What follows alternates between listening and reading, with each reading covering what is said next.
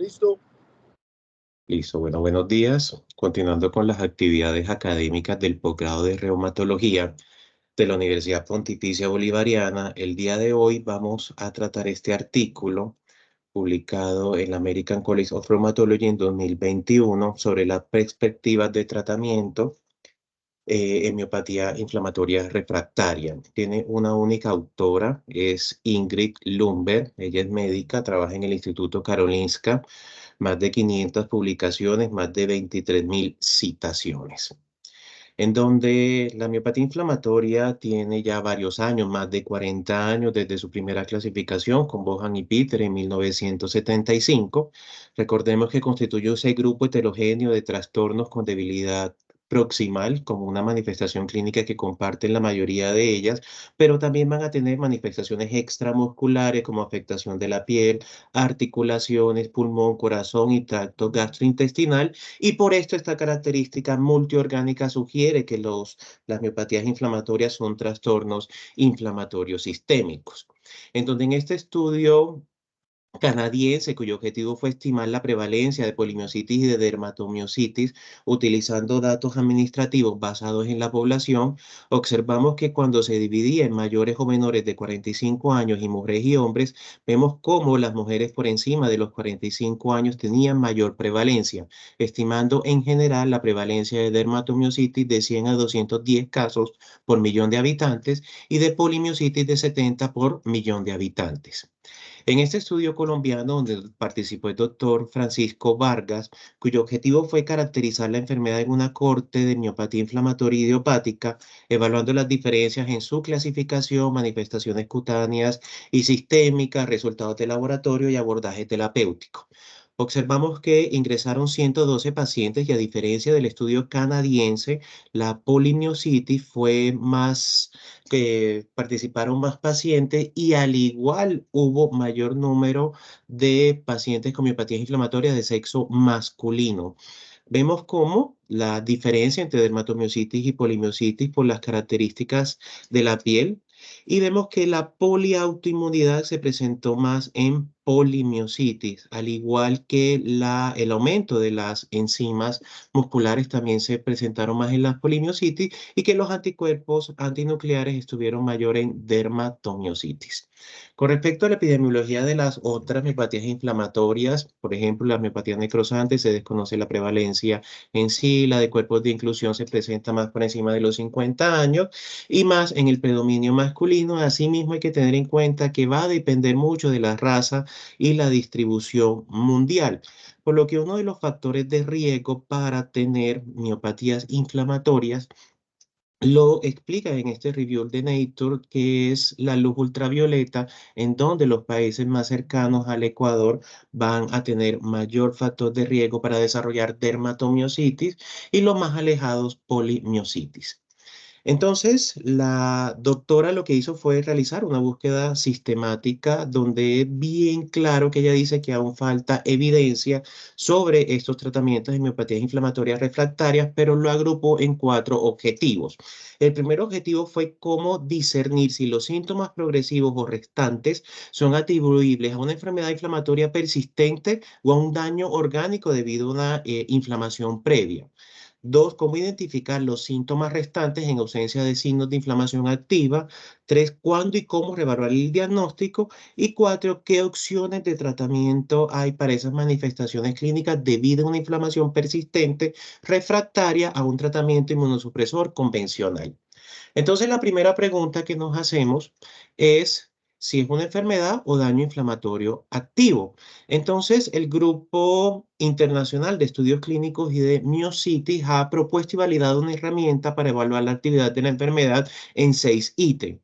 El primero es la evaluación de la actividad de la enfermedad por parte del médico en escala visual de 0 a 10, al igual que en pacientes en escala de 0 a 10, el cuestionario de evaluación de salud HAC, las medidas de la fuerza muscular dadas por el MMT8 o el FI2, la elevación mayor a 2 veces las enzimas musculares, y una puntuación extramuscular es definida como alteraciones en piel, en músculo, en sistema gastrointestinal o en corazón.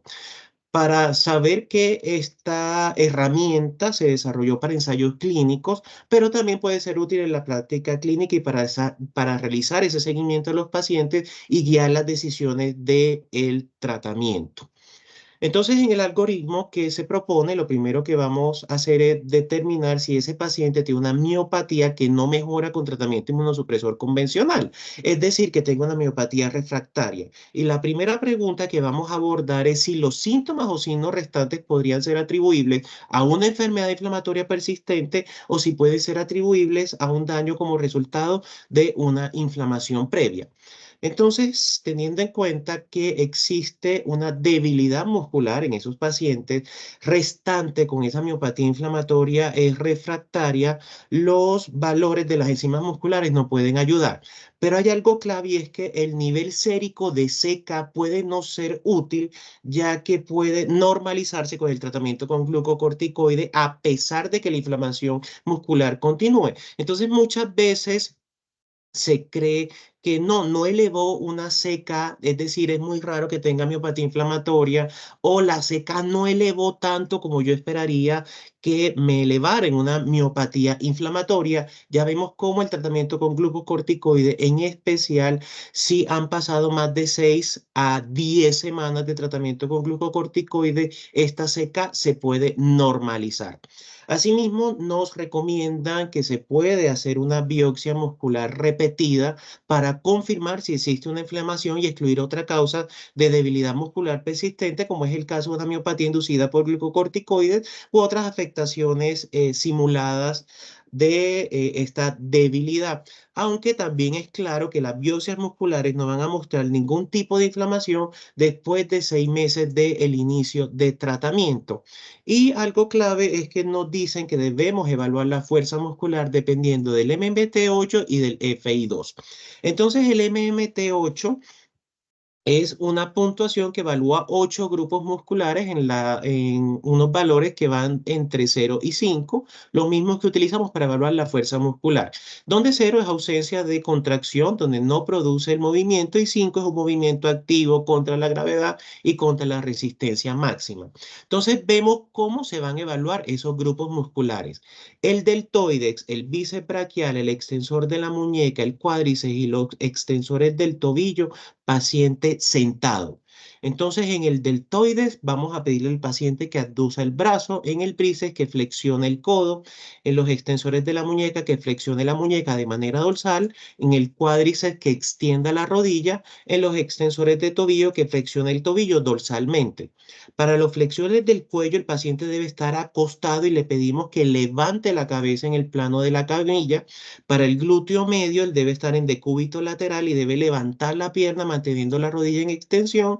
Y con el glúteo mayor, el paciente en decúbito prono va a mantener la rodilla en flexión de 90 y va a levantar la pierna en el plano de la camilla. El FI2 tiene mejor sensibilidad, pero requiere un máximo de 20 minutos para realizarse porque debemos hacer entre 60 y 120 repeticiones por cada grupo muscular evaluado. Entonces se va a evaluar igual la flexión del codo, del hombro, la abducción del hombro, el levantamiento del cuello, la flexión de la cadera, el test de escalar, la punta de dedos, en donde se considera positivo si el paciente logra levantar por encima de 1 centímetro del piso, o la extensión de los dedos del pie. Entonces, para los primeros 5 grupos musculares se realizan 60 repeticiones, y para los dedos de los pies y la punta de dedos se realizan 120 repeticiones. Entonces, teniendo en cuenta eso, que nos proponen como condiciones para evaluar si el paciente verdaderamente tiene una miopatía inflamatoria y hay una inflamación muscular restante, la resonancia magnética es la herramienta más sensible para evaluar la inflamación muscular. Entonces, en esa resonancia magnética de músculo vamos a tener las 3 proyecciones, en T1 con supresión grasa, en STIR, y en T2 con supresión grasa, donde cada una de las proyecciones me va a determinar si existe actividad o si existe reemplazo graso. Entonces, la actividad yo la voy a ver en el STIR y en el T2 con supresión grasa, que van a compartir ellas que la afectación es simétrica y predominantemente de la cintura pélvica y escapular, y vamos a tener una hiperintensidad del tejido celular subcutáneo. En T2 es donde yo voy a ver un parchado o en pluma de aves, y en T2 vamos a ver también la distribución de esa hiperintensidad periférica de los músculos. Para yo determinar si mi paciente ha tenido respuesta en el tratamiento, voy a observar el STIR. En T1, ¿qué voy a observar? Si hay una hiperintensidad de señal cuando ya hay reemplazo graso, es decir, cuando ya mi paciente tiene esa debilidad por una consecuencia de una miopatía o por una inflamación previa, y no vamos a observar un patrón en pluma de aves, sino un patrón en panal. Entonces les traje unos ejemplos. Este es un paciente de 19 años, hombre con una dermatomiositis, que había tomado micofenolato, azatioprina, glucocorticoides, y a pesar de eso persistía con fuerza y debilidad muscular, con debilidad, perdón, muscular en los miembros superiores y en los miembros inferiores simétricos. Vemos que en esta proyección T2 hay una hiperintensidad en todos los músculos visualizados con ese edema perimuscular y que afecta el tejido conectivo que rodea las haces musculares. Esta afectación de esas fibras hace que se observe este patrón en pluma de aves que se ve mejor pues en estas imágenes de los miembros inferiores, y observamos también la hiperintensidad en este tejido celular subcutáneo y en la periferia del músculo.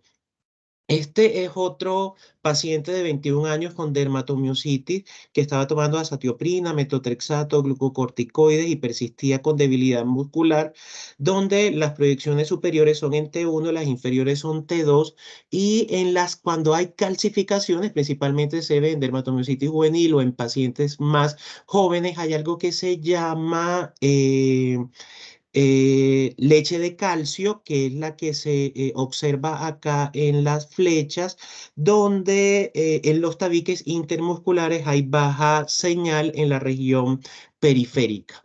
Con respecto a polimiositis, para diferenciar de dermatomiositis, esta es una mujer de 42 años en tratamiento con metotrexato y glucocorticoides. Vemos en la proyección STIR en el paciente hay una hiperintensidad de señal, pero no vemos la hiperintensidad en pluma de aves, como si se observa en la dermatomiositis. Y aparte de eso, la afectación muscular suele ser simétrica, pero no necesariamente distribuida de manera uniforme. Como observamos acá en las imágenes B, los músculos tienen predominio de compartimiento anterior, pero no hacen una distribución simétrica de esa hiperintensidad de señal. Y acá en la proyección STIR, que fue la que les dije, que era donde yo me iba a fijar si mi paciente tenía mejoría con el tratamiento, no vemos hiperintensidad de señal en los músculos de los muslos después de 6 meses de tratamiento.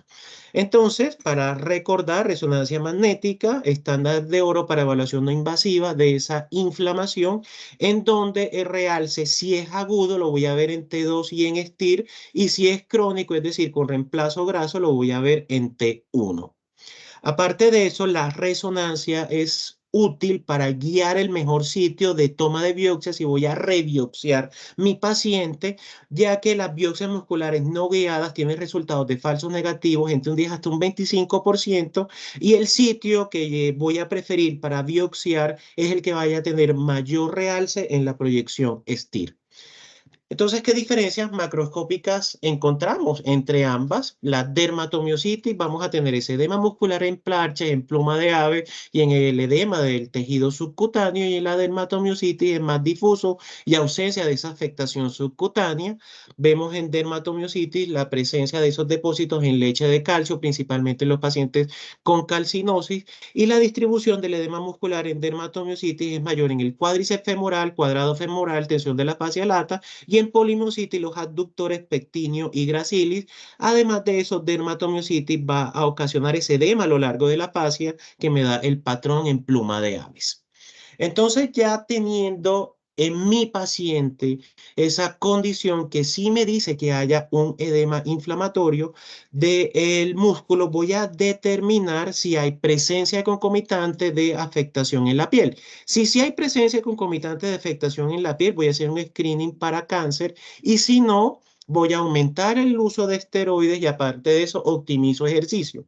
Pero me atrevo a decir y elevar esta flecha aquí que cuando yo hago el screening de cáncer, debo repetir el panel de miopatías y ya les voy a mostrar. Recordemos que esto es de 2021. Entonces aquí es para recordar las manifestaciones cutáneas activas en dermatomiositis y quiero hacer énfasis cuando hagamos una capilaroscopia, ya que tenemos la herramienta. Entonces, en las capilaroscopias vamos a observar megacapilares, pérdida de las capilares, desorganización de la arquitectura normal, capilares arborescentes y hemorragias. Entonces, en esta viñeta publicada recientemente en el New England de un paciente de 19 años que tenía fenómeno de Raynaud de 3 años de evolución, un año de fatiga muscular, eriotropo y gotro, artralgias con una fuerza muscular normal, consideraron que tiene un diagnóstico de dermatomiositis clínicamente amiopática. Entonces observamos en las imágenes, vemos cómo podemos observar capilares aumentados de tamaño a ojo desnudo y en la capilaroscopia se observaron megacapilares con un diámetro apical mayor a 50 micrómetros, capilares arborescentes y disminuidos en número, es decir, un patrón similar a esclerodermia. Y ya aquí en la gráfica vemos que después de 3 meses de tratamiento presenta una capilaroscopia normal. A pesar de que no esté validado en esos pacientes con miopatías inflamatorias, podemos determinar si existe o no mejoría con tratamiento con la realización de capilaroscopia. ¿Cómo vamos a hacer entonces la búsqueda de ese cáncer activo? Recordemos que hay asociaciones de miopatías inflamatorias con cáncer en diferentes zonas anatómicas y por desgracia el 83% de esos cánceres asociados con miopatías inflamatorias en los estudios se encontraban en estadio 3 o 4 al momento del diagnóstico y por ende pues la tasa de remisión iba a ser menor, un 17%. Entonces, el riesgo de cáncer subyacente en los pacientes con miopatía inflamatoria de inicio en la edad adulta deben estratificarse según el subtipo de miopatía, el estado de los anticuerpos y las características clínicas. Entonces, vemos recientemente estudios donde recomiendan el screening para miopatías inflamatorias, pero algo clave es que este screening se diseñó para hacerlo hasta 3 años después del diagnóstico, en donde no incluyeron miopatía inflamatoria juvenil o miopatías por cuerpos de inclusión. Y vemos cómo los factores de alto riesgo es el subtipo de dermatomiositis, la presencia de TIF1 gamma o NXP2, la edad mayor de 40 años, la persistencia de la actividad de la enfermedad. Y algo clave aquí es que la persistencia de la actividad de la enfermedad también la incluyen como recaída de la enfermedad previamente controlada. La presencia de disfagia y la presencia de necrosis cutánea debido a que ellos hablan de que estas son manifestaciones de actividad persistente en miopatías inflamatorias. Entonces, en el caso de que el paciente tenga 2 o más factores de riesgo, vamos a hacer un screening de tamizaje con un cribado básico, que son estos paraclínicos anual durante 3 años, y un cribado de cáncer mejorado, que son estos paraclínicos. ¿En qué pacientes voy a hacer PET? En los pacientes que tengan anti-TIF1 gamma positivo, que tengan inicio de la dermatomiositis por encima de los 40 años y con una condición clínica adicional de alto riesgo. ¿Y en qué pacientes voy a hacer estudios endoscópicos en los que haya hecho cribado básico, cribado mejorado y haya hecho PET y no haya encontrado estigmas de cáncer en esos pacientes? Entonces, si no tengo en el paciente alguna condición en piel o que mi screening de cáncer haya salido negativo, ellos recomiendan repetir el panel de miopatía y determinar si haya alguna persistencia, algún compromiso extramuscular y extrapiel. Entonces, recordemos el panel de miopatías, recordemos también que se utiliza el panel de miopatía para guiar ese screening de cribado de cáncer, pero ellos aquí lo proponen con el objetivo de tener una terapia guiada dependiendo del anticuerpo positivo en ese panel, como ya les voy a mostrar. Entonces, si los síntomas pulmonares restantes son los que predominan en mi paciente, debo repetir las pruebas de función pulmonar. Si las pruebas de función pulmonar me salen alteradas, es que yo voy a repetir el TACAR. Si tengo disfagia restante, que es otra manifestación grave que puede persistir a pesar del tratamiento inmunosupresor. La motilidad de sus músculos faringeos y esofágicos los voy a averiguar mediante la videofluoroscopia, la evaluación endoscópica con fibra óptica de deglución, manometría esofágica o resonancia magnética en tiempo real. Entonces, en resumen, para ese screening que vamos a hacer entonces en esa enfermedad refractaria con inflamación persistente, un nuevo examen clínico, el MMT8 y el FI2, las resonancias, repetir los anticuerpos, repetir la biopsia. En la biopsia confirmamos si hay inflamación o no y debemos excluir signos de miopatía de cuerpos de inclusión, por lo que proponen inmunohistoquímica con P52 y observar en la microscopía electrónica las inclusiones. Debemos excluir otras causas como las distofias, miopatías metabólicas o miopatías mitocondriales y recordemos el cribado del cáncer. Pero entonces la pregunta es si no hay enfermedad refractaria con inflamación persistente, ¿es correcto el diagnóstico? Pues muchas veces los síntomas son musculares, podemos tenerlos sin signos de inflamación, y es cuando ya tenemos la atrofia muscular, ese reemplazo graso y la pérdida de la masa muscular por tratamiento con glucocorticoides. Para resaltar acá es que si el paciente tiene mialgias, no se recomienda intensidad de la terapia inmunosupresora, pero sí recomienda un ejercicio físico guiado por fisioterapeuta y asimismo bajar la dosis del esteroide. Entonces, ¿qué opciones de tratamiento para las diferentes manifestaciones clínicas por inflamación persistente refractaria al tratamiento inmunosupresor convencional nos propone la guía? Entonces, el algoritmo para tratamiento de esa miopatía inflamatoria refractaria con debilidad persistente, a pesar de tratamiento con glucocorticoides más a un ahorrador de esteroides, como primera línea, pues recomiendan un switch que puede ser entre azatioprina o metotrexato. Como segunda línea, recomiendan micofenolato, ciclosporina, tacrolimus. Me llamó la atención porque también recomiendan combinación de metotrexato con azatioprina. Si el paciente no mejora y tiene alteración en la piel, consideramos inmunoglobulina o rituximab, y si no mejora, se puede considerar inhibidor YAR, lenabazum o abatacept. Ya les voy a mostrar los estudios.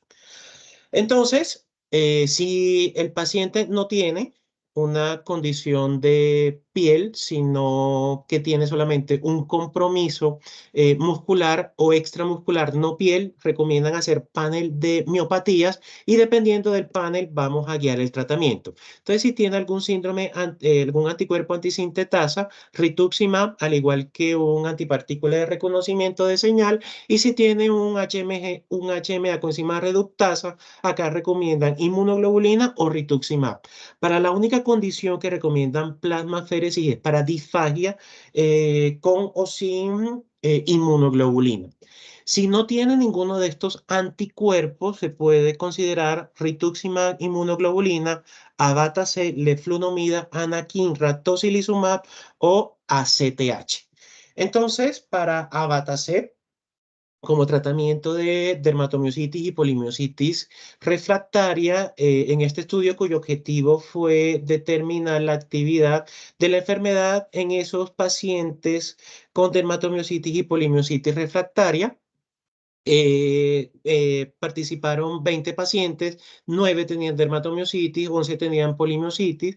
Se determinó enfermedad refractaria como dosis de glucocorticoide mayor a 0,5 miligramos por kilo durante más de un mes, metotrexate a dosis de 15 miligramos semanal durante al menos 3 meses o azatioprina a dosis de 100 miligramos día durante al menos 3 meses. También un MMT8 que sea menor de 150, un FI2 por debajo del 20% de su valor superior previo, que tenga niveles elevados de enzimas musculares, una biopsia que muestre inflamación, que haya tenido menos de un mes o hallazgos en la resonancia magnética consistentes. Entonces, el cribado de valoración principal en el estudio fue el número de respondedores definido como la mejoría de ese grupo internacional de evaluación de la miositis después de 6 meses del tratamiento que vamos a llamar DOI. Este DOI incluye 6 grupos: un grupo de la escala visual global del paciente, del médico, que va de 0 a 10, la fuerza muscular medida por MMT8 o FI2, la función física, las enzimas musculares o la actividad extramuscular.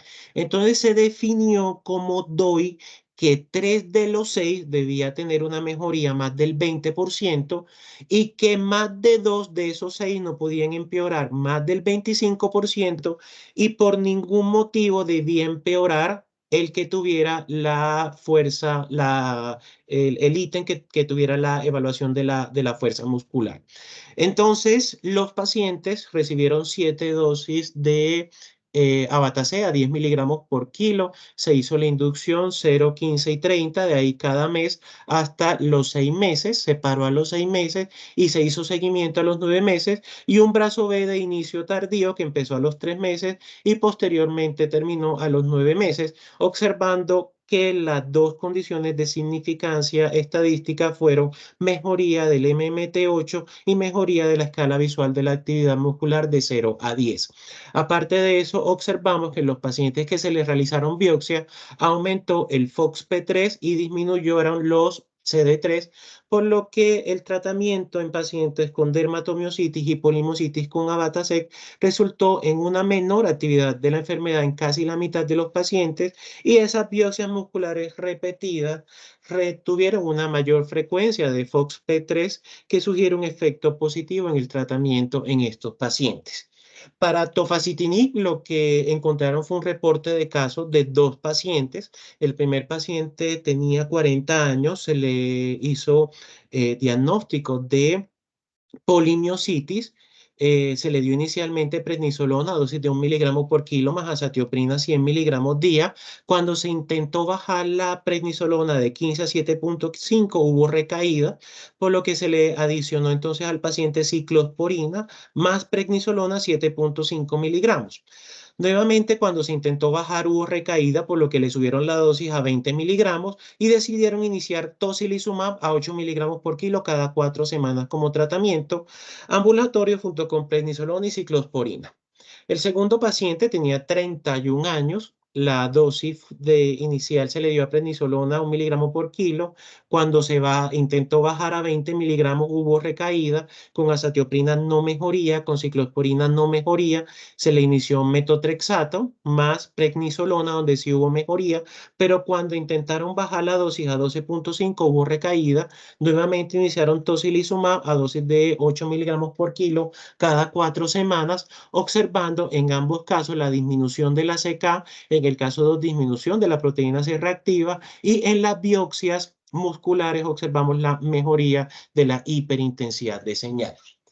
Entonces, la búsqueda sistemática en esos pacientes con miopatía y debilidad, para rituximab, también quisieron determinar el DOI como resultado primario. Aquí fue un estudio de intervención temprana y tardía. Vemos que no hubo diferencia significativa en dar rituximab temprano o tardíamente. Todos alcanzaron el DOI después de la semana 20.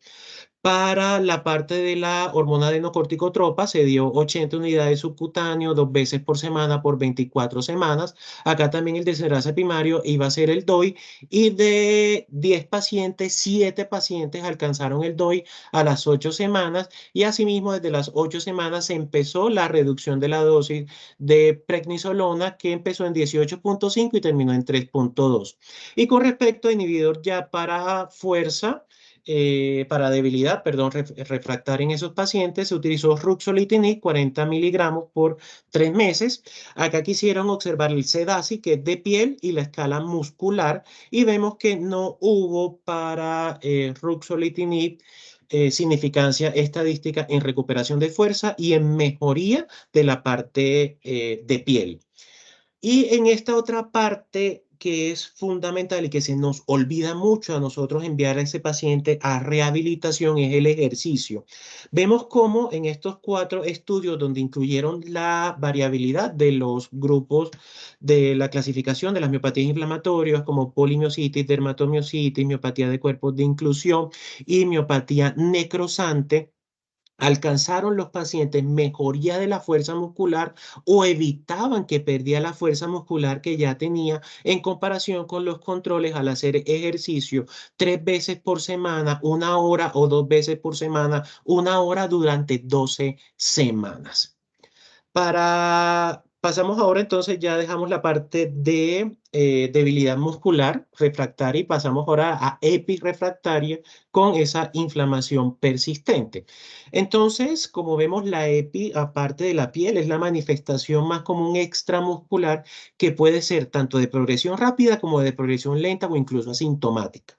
En esos pacientes, entonces, con una epi moderada, lo que recomiendan es glucocorticoides más micofenolato con o sin inhibidor de la calcinurina. Si no mejora, vamos a adicionar rituximab o ciclofosfamida, y si no mejora el paciente, la combinación de rituximab y ciclofosfamida. Pero si es severa, lo que sí recomiendan iniciar enseguida es con ciclofosfamida más glucocorticoide más un inhibidor de la calcinurina o glucocorticoide más rituximab más micofenolato. Si no mejora, vamos a hacer la combinación de rituximab y ciclofosfamida, y si no mejora, terapia hemo y trasplante pulmonar. Esos pacientes con EPI rápidamente progresiva por lo general están asociados a anti-MDA5 y debemos nosotros como tratantes en equipo multidisciplinario determinar si el paciente va hacia trasplante de pulmón y asimismo en estos pacientes iniciar una terapia antifibrótica. Entonces, en el ensayo INVUL se investigó la eficacia y la seguridad de nintedanib versus placebo en los pacientes con enfermedades pulmonares intersticiales fibrosantes distintas a fibrosis pulmonar idiopática. Entonces vemos que el segundo porcentaje más alto fue los pacientes asociados a enfermedad pulmonar intersticial por una patología autoinmune. Fueron más de 600 pacientes, se les dio nintedanib 150 cada 12 horas por 52 semanas versus placebo también por 52 semanas, observando en el FOREST-PLOT, en los 5 grupos de pacientes, cómo estuvo a favor el nintedanib para medida de disminución de esa capacidad vital forzada y como medida indirecta de progresión de la enfermedad pulmonar intersticial en este grupo de pacientes. Pasamos ahora a la erupción cutánea refractaria con inflamación persistente.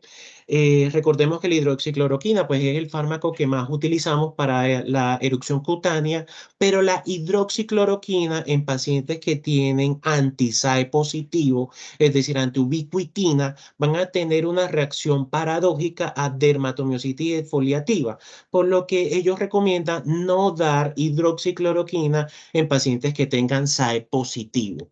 En esos casos de erupción cutánea grave y refractaria, vamos a dar inmunoglobulina a dosis de 2 miligramos por kilo mensual por 3 meses, tofacitinib 11 miligramos al día, ya que es XR, o lenabazum, que ya le voy a mostrar el estudio.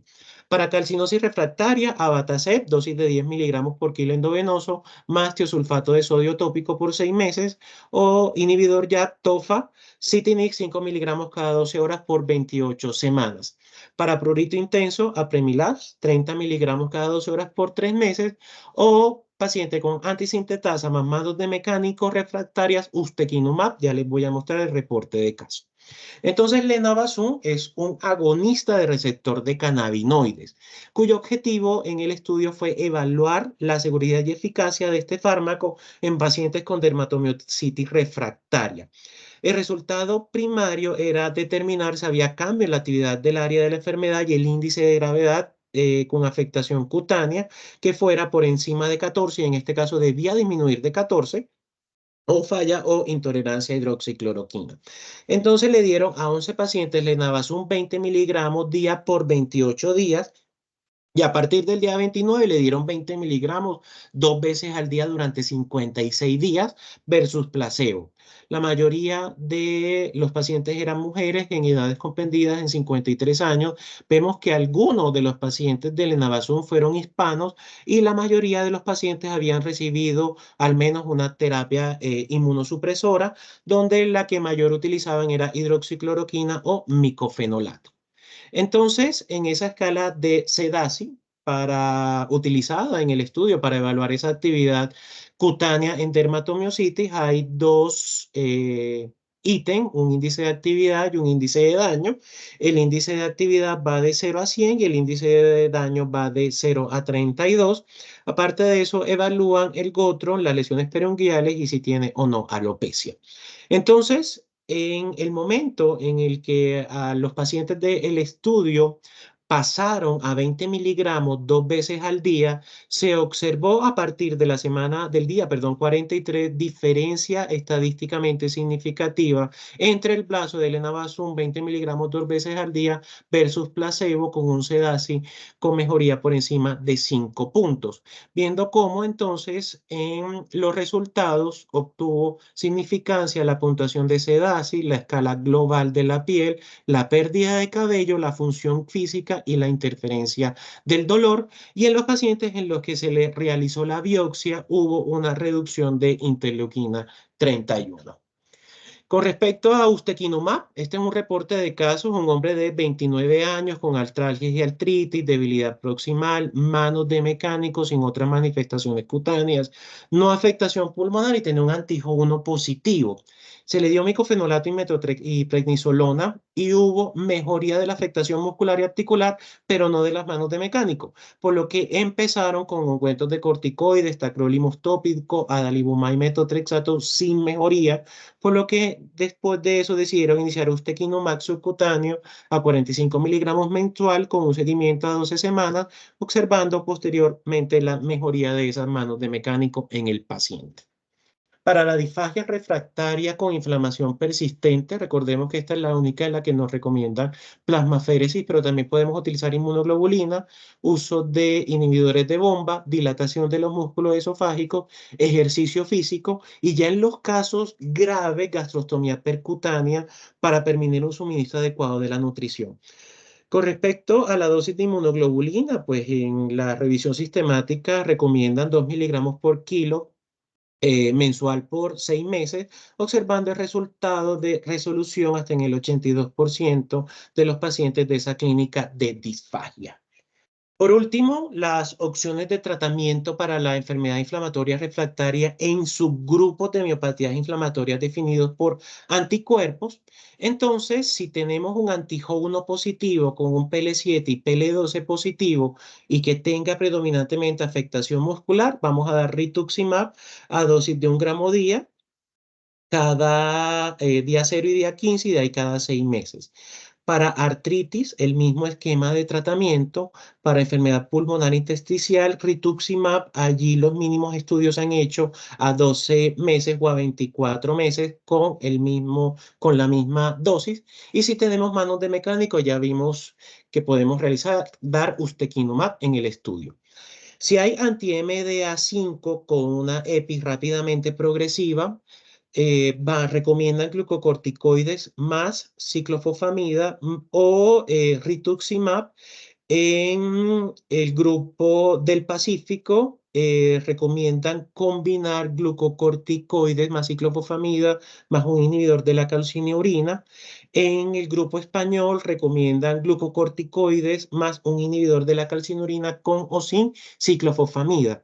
Pero si es refractario, ahí sí recomiendan combinar ciclofosfamida, micofenolato o rituximab o dar basiriximab, que compite directamente con la interleuquina 2, es decir, bloquea la proliferación de los linfocitos T, o tofacitinib a dosis de 5 miligramos cada 12 horas en combinación de glucocorticoides.